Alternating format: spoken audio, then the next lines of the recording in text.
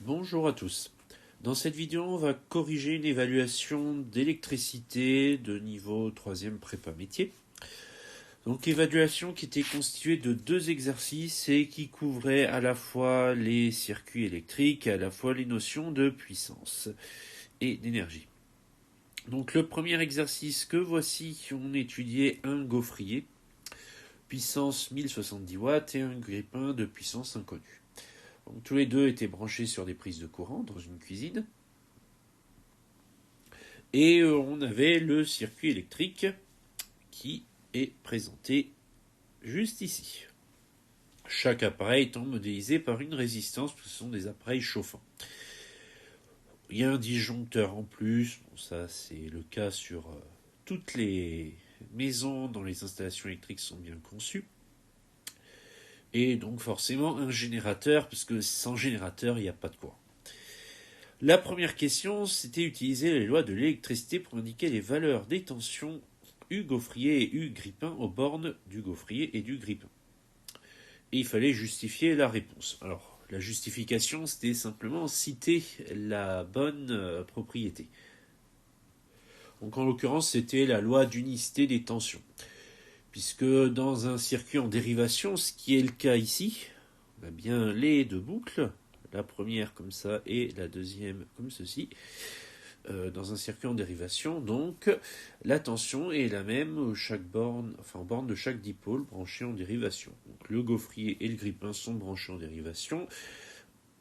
Le générateur envoie du 230 volts, donc il y aura du 230 volts pour le gaufrier et du 230 volts pour le grille-pain. Donc il ne reste plus qu'à rédiger une phrase réponse.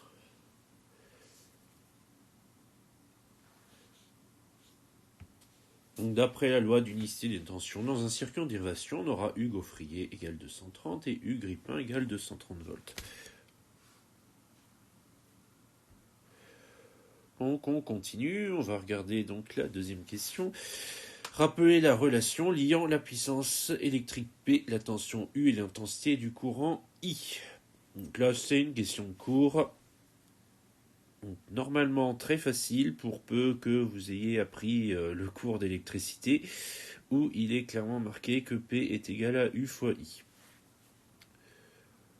Donc rien de plus à dire sur cette question. C'est une formule d'électricité qui est particulièrement importante puisque c'est la définition même de la puissance.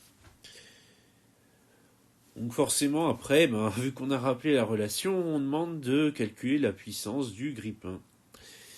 Donc pour le grille-pain, on a un ampère-mètre, on sait qu'on a du 7,8 ampères. On a la tension qu'on a trouvé juste avant ici, 230 volts. Donc il n'y a plus qu'à faire le calcul.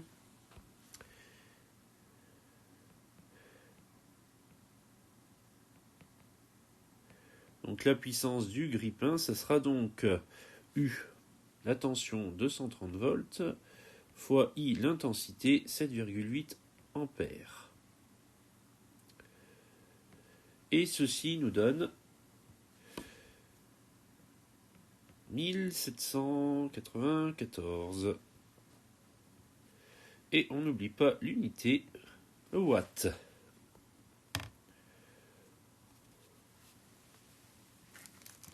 On n'oublie pas une phrase de conclusion, la puissance reçue par le grille-pain est de 1794 watts.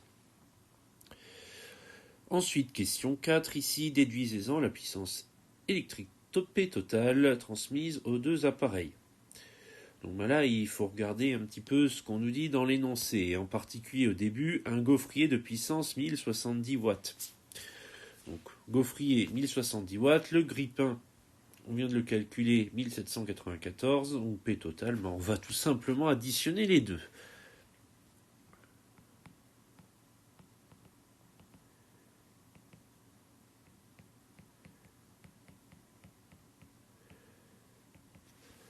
Donc là, simple addition, une puissance totale, il n'y a pas à chercher compliqué.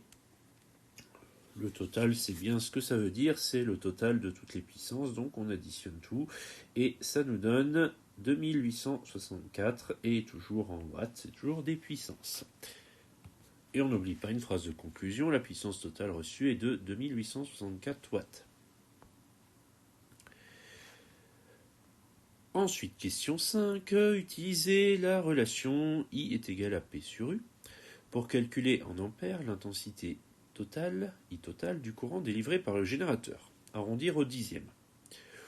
Bon, alors, là, on nous donne la formule, voie royale.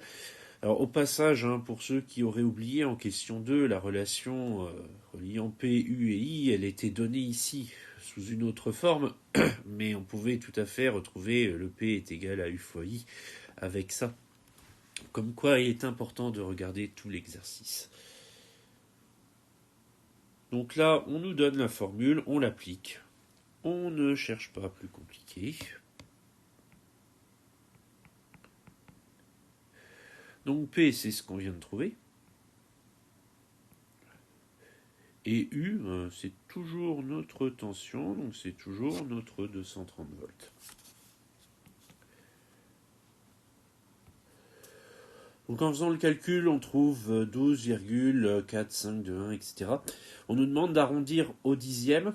Donc on regarde dixième, on a 12,4, sauf que après le 4, c'est un 5, donc on va arrondir à 12,5.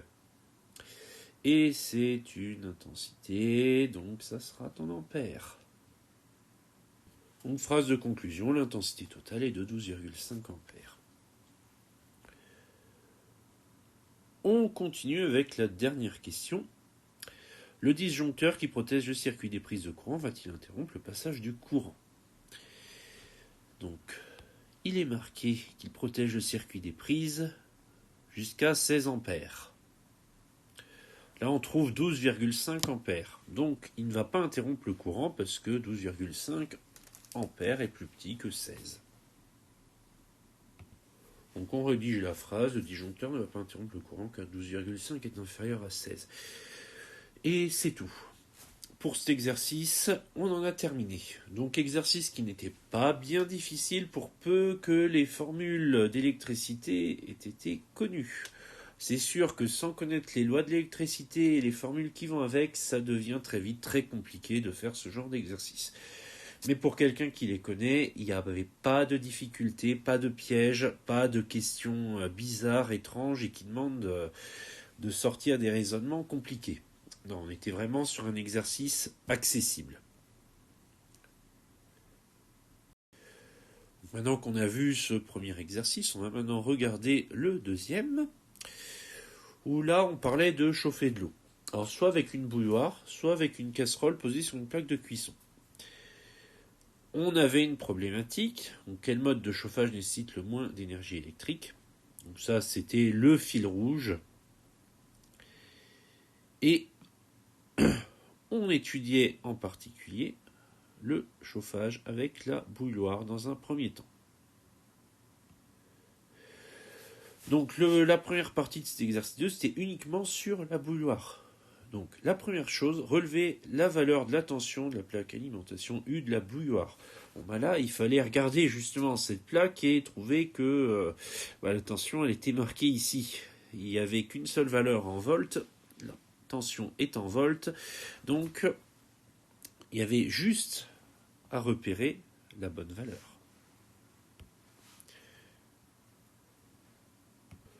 Et bien entendu, comme à chaque fois, une phrase pour présenter les choses, la tension de l'alimentation de la bouilloire est de 230 volts.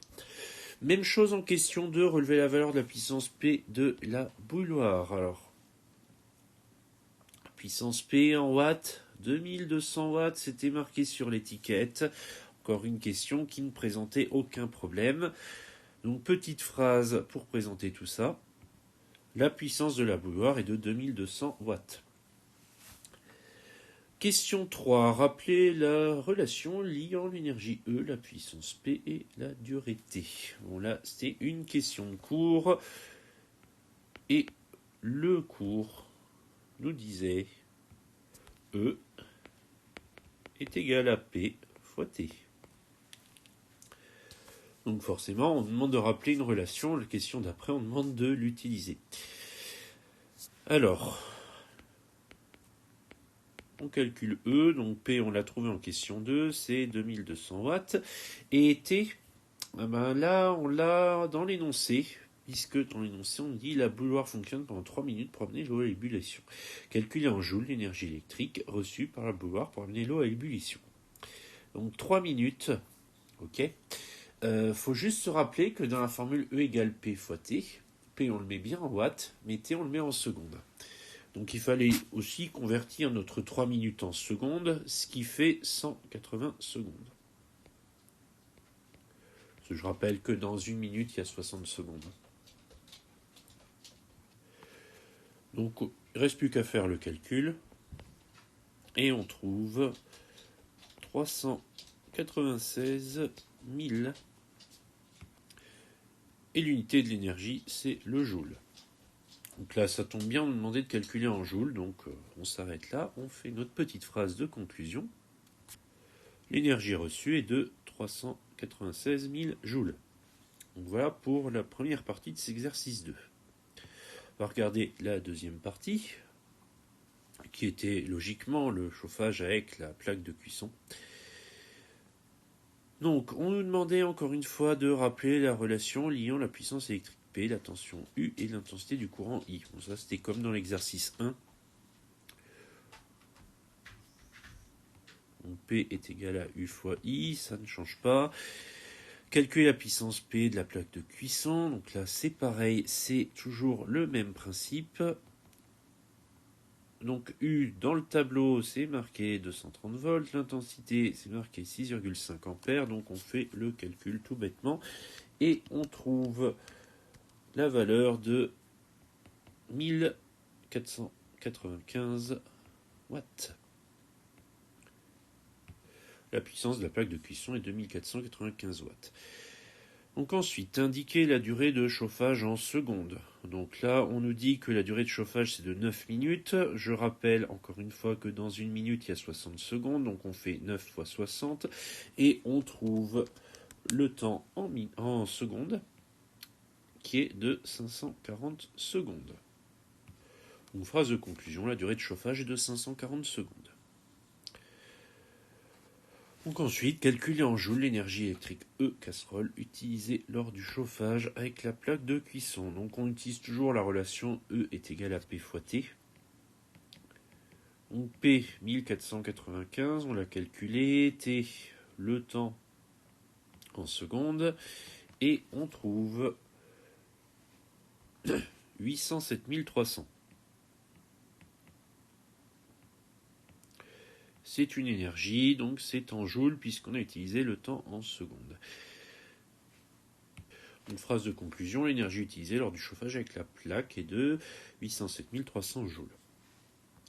Donc maintenant qu'on a fait ces deux parties, il ne reste qu'à répondre à la problématique. Quel mode de chauffage nécessite le moins d'énergie? Justifiez votre réponse. Donc là, on a d'une part la plaque de cuisson qui demande 807 300 joules et de l'autre part la bouilloire qui demande 396 000 joules. Donc celle qui consomme le moins, c'est la bouilloire parce que son énergie l'énergie nécessaire est plus faible. Donc le mode de chauffage nécessitant le moins d'énergie est la bouilloire, car 396 000 est inférieur à 807 300, tout simplement. Voilà pour ce deuxième exercice. Et il nous en reste un tout petit troisième qui demande de schématiser un circuit électrique comportant un générateur, une lampe, un moteur et un interrupteur montés en série, et ensuite de schématiser un autre circuit électrique comportant les mêmes composants mais cette fois-ci montés en dérivation. Donc là, ça nous donnera tout simplement ceci. Donc voilà les deux circuits qu'il fallait obtenir. Donc le premier, générateur, lampe, moteur, interrupteur, le tout en série, il n'y avait pas de problème. Pour le deuxième, il y avait un petit piège. On ne mettait pas l'interrupteur sur une branche tout seul, on le mettait forcément avec le générateur, sinon on a un risque de court-circuit. Et ensuite, un moteur, lampe, en dérivation, voilà pour les deux circuits qui étaient attendus.